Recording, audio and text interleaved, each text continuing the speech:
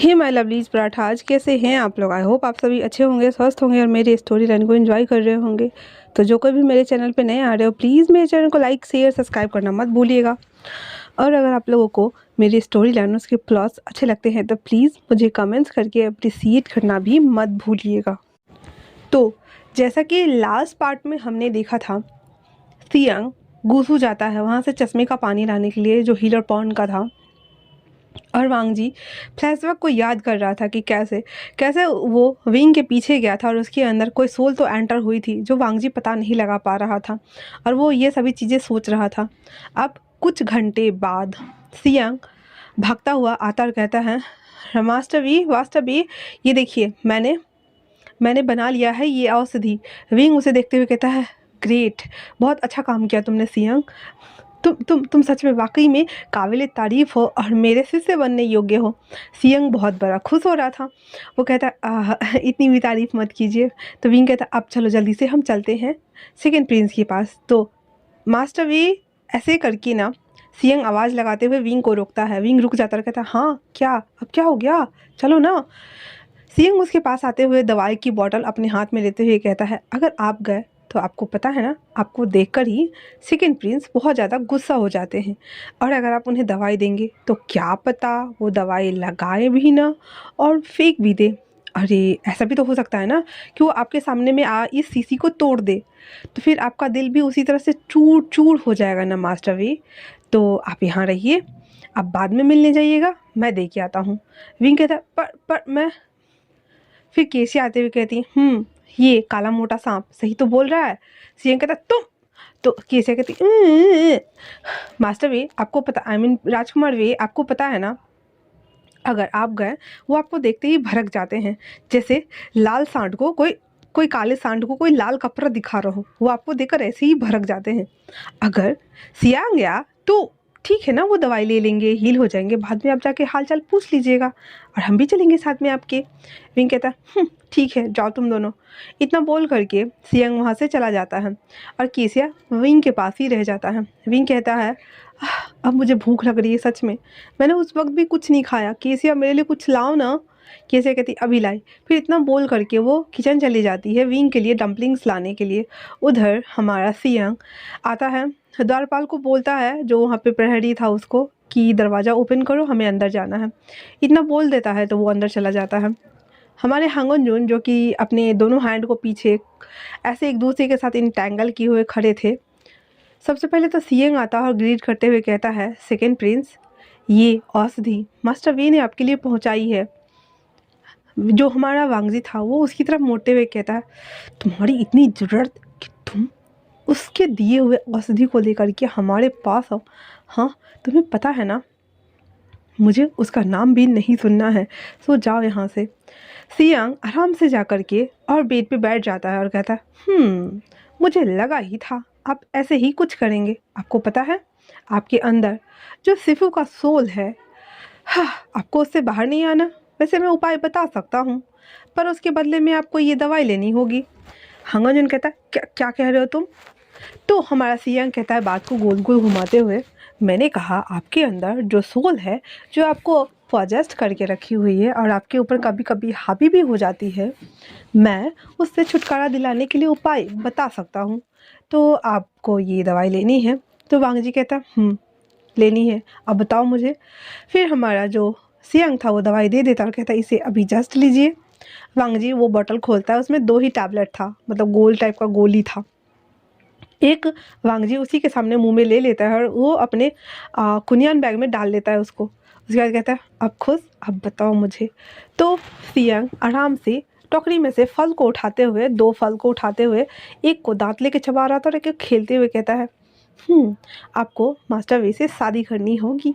इतना बोलना था कि हमारे जो वांग जी थे उसकी जो तलवार थी वो अचानक ही अपने में से निकल के और सीधे सियांग के गर्दन पे जाके लगी थी। उसके हाथ से बेचारे का, दोनों हाथ से वो सेब नीचे गिर जाते हैं और कहते, मैं सच कह रहा हूँ, आप मुझे डरा रहे हैं, इसे कहिए, आ, इसे कहिए कि ये मुझसे दूर रहे, मैं सच कह रहा हूँ, मेरी बात तो सुनिए राजकुमार प्लीज।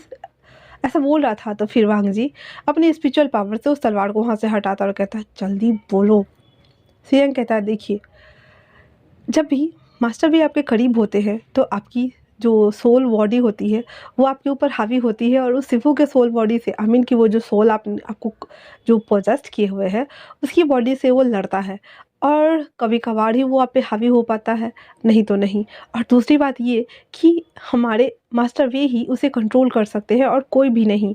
तो आप ना चाहते हो भी आपको उनसे शादी करनी ही होगी, तो आप क्यों नहीं मेरी बात मानते? आप कर लीजिए, आपको खुद ही पता चल जाएगा। इससे ज़्यादा मैं कुछ नहीं बता सकता।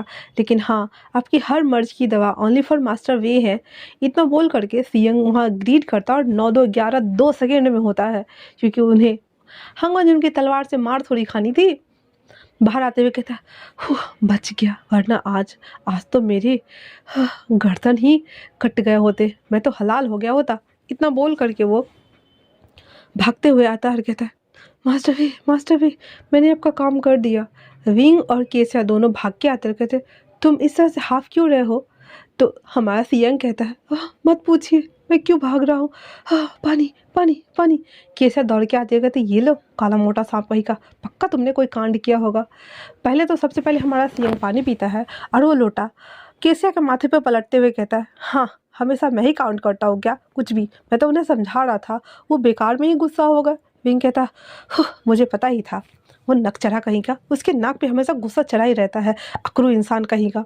तभी बाहर से आवाज़ आती है।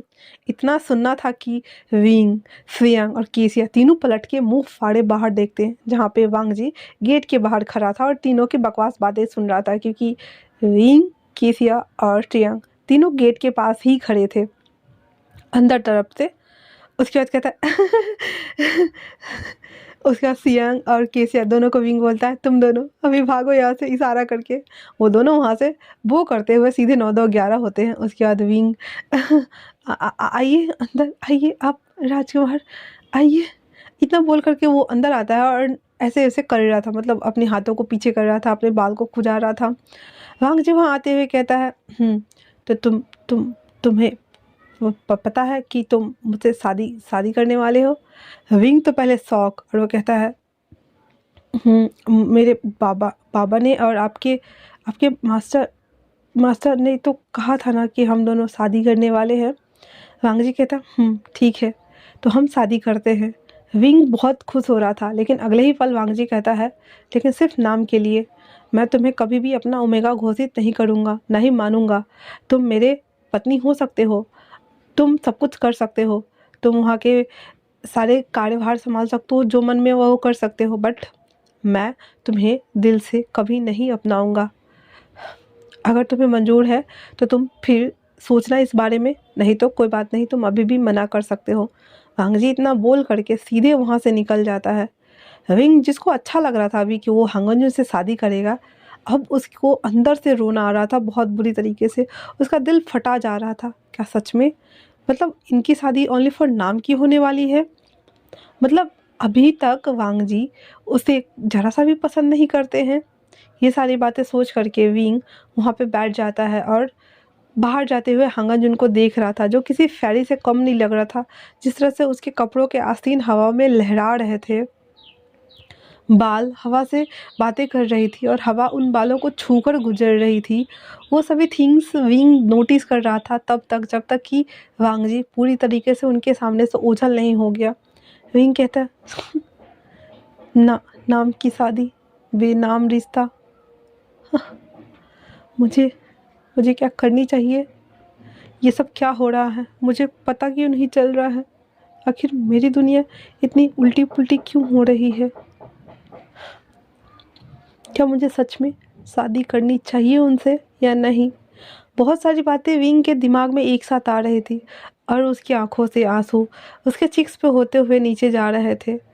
थोड़ी देर बाद वो अपने आप को शांत कराते हुए कहता है, नहीं, अगर मेरे बाबा ने और मास्टर ने तय किया है तो मैं करने के लिए तैयार हूँ, भले ही इसके सर्कमस्टेंसेस जो भी हो, पर मुझे मंजूर है।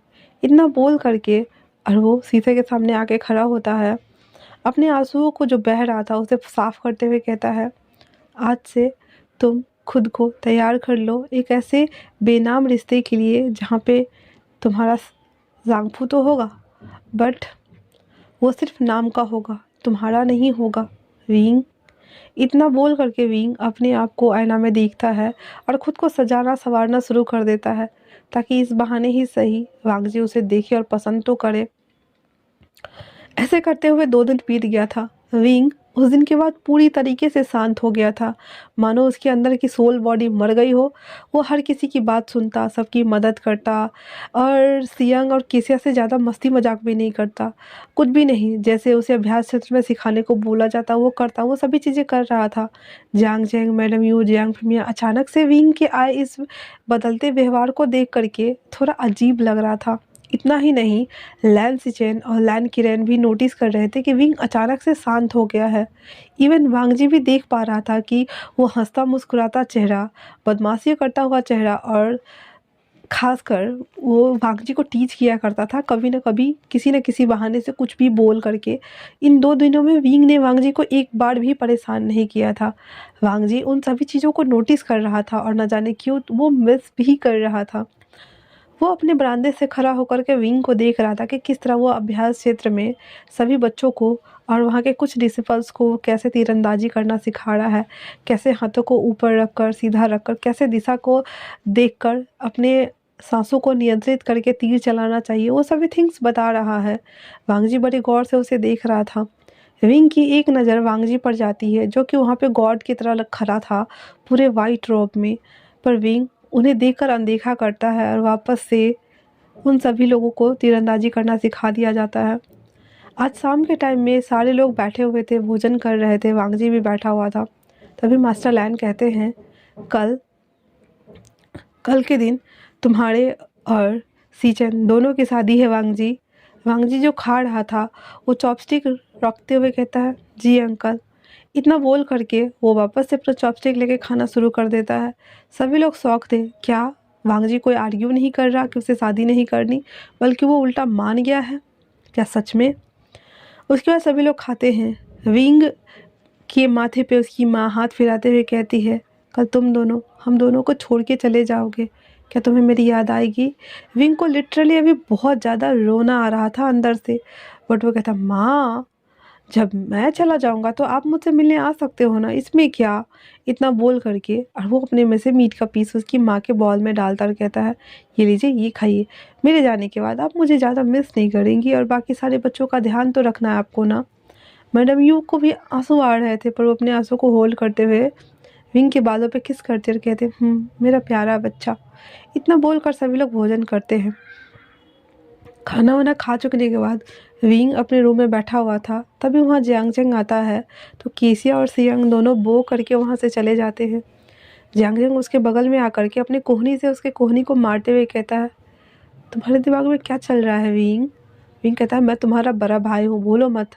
तो जियांगजेंग कहता है, हाँ हाँ मुझे पता है तुम मेरे बड़े भाई हो, तो मैं क्या करूँ? पर मैं तो तुम्हें ऐसे ही बुलाऊँगा।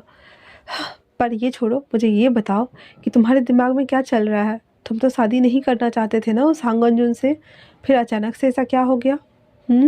तो विंग कहता है, मेरा दिल आ गया हांगनजुन के ऊपर, जांग चैंग, इसीलिए मैं शादी कर रहा हूँ। और कुछ? वैसे तुम क्यों कर रहे हो? तो जियांग जेंग कहता, वो मुझे नहीं पता, और कुछ कोई बात नहीं है। तो विंग कहता, मुझे पता है, तुम्हारे अंदर तो लड्डू फूट रहे होंगे, है ना? जियांग जेंग कहता, तुम्हारे अंदर नहीं फूट रहे। विंग जो भी थोड़ा मस्ती के मूड में था वो वापस से सैड हो जाता है, क्योंकि उसे पता है उसका शादी ओनली फॉर नाम के लिए है और ऐसा कुछ नहीं होने वाला। तो कहता, तो जियांग जेंग कहता, क्या हुआ तुम्हें? विंग कहता, कुछ नहीं, मुझे सोना है, जाओ यहाँ से। जियांग जेंग कहता, पर अभी क्यों? तुम्हें तो लेट से सोने की आदत है ना, मुझसे बातें करो ना। मेरे पीठ में बटरफ्लाई उड़ रहा है, कल हमारी शादी है। मैं बहुत ज़्यादा एक्साइटेड हूँ। विंग कहता है, इसीलिए तो कह रहा हूँ, जाओ सो जाओ, वरना आंखों के नीचे काले घेरे आ जाएंगे और तुम कल चुड़ैल की दादी माँ लगोगे। तुम्हारा अल्फा तुम्हें छोड़ के भाग जाएगा, देख लेना तुम। जियांग जेंग कहता, विंग। और वो दोनों थोड़ा देर मस्ती करते हैं। उसके बाद दोनों लेटे हुए थे और जियांग जेंग कहता विंग से, विंग। विंग कहता, हम दोनों कल गुसू चले जाएंगे, हमारे बाबा और माँ कैसे रहेंगे? विंग कहता है, उन्हें आदत लगानी होगी हमारे बिना रहने की, क्योंकि हम हमेशा नहीं रह सकते ना। और वैसे भी सीजी यहाँ रहेंगी उनकी देखभाल करने के लिए, उनका ओमेगा भी तो यहाँ आएगा ना कभी ना कभी। कहता, सही कहा तुमने, पर मुझे यहाँ रहना चाहिए था। कहता, हम कभी आएंगे ना हर महीने में एक बार अपनी माँ और बाबा से मिलने के लिए, और उनके बाद हमारे अलावा कोई भी नहीं है, तो हमें तो आना होगा ना जियांग जे। जियांग जेंग कहता सही कहा, तो एक्साइटेड हो शादी को लेकर के? विंग कहता है थोड़ा सा, पर मैंने सुना है गोसू में शराब पीना मना है, लोग जल्दी सो जाते हैं, वहाँ के रूल बहुत सारे हैं, यहाँ तक कि हर चीज़ के ऊपर पाबंदी है। अब तो मैं सोच रहा हूँ कि मैं वहाँ कैसे रहूँगा, और मास्टर लैन ने मुझे कैसे चुन लिया, मुझे ये समझ नहीं आता। जियांग जेंग और विंग दोनों पूरी रात ऐसे ही उलूल जुलूल बातें करते हैं, और वो रात बीत जाती है। अब शादी वाले दिन सभी जियांग जो लोटस पियर था उसे पूरा रेड रिबन से, रेड बैलून से, रेड फूलों से सजाया गया था। पूरा लोटस पियर एक दुल्हन की तरह सजा हुआ था, इतनी खूबसूरती के साथ। उसमें वाइट लालटेन का यूज किया गया था, कैंडल्स बनाए गए थे, पेपर पे काम किया गया था, जो चाइनीज कल्चर में होते वो सभी थिंग्स किए गए थे। बहुत सारी डाउरी को इकट्ठा किया गया था जो विंग और जांगचेंग के साथ गुसू जाने वाली थी। मास्टर लैन और ये सीचन ने भी मिल करके वहाँ से कुछ डायरीज को, जो वहाँ पे जेड मिलता था, वो सभी चीज़ों को मंगवाया हुआ था यहाँ को लोगों को देने के लिए। वो सभी चीज़ें आ रही थी, जा रही थी, पूरा जमावड़ा लगा हुआ था, हर तरफ उत्साह उत्सुकता का माहौल था। लेकिन इन सब में एक शख्स था जो बहुत ज़्यादा बेचैन हो रहा था, वो था हमारा वांग जी। वांग जी अभी मेडिटेशन में पोस्चर में बैठा हुआ था और अपने आप को काम डाउन करा रहा था, क्योंकि सिफू का सोल वापस से अग्रेसिव हो रहा था और वो वांग जी को ट्रिगर कर रहा था।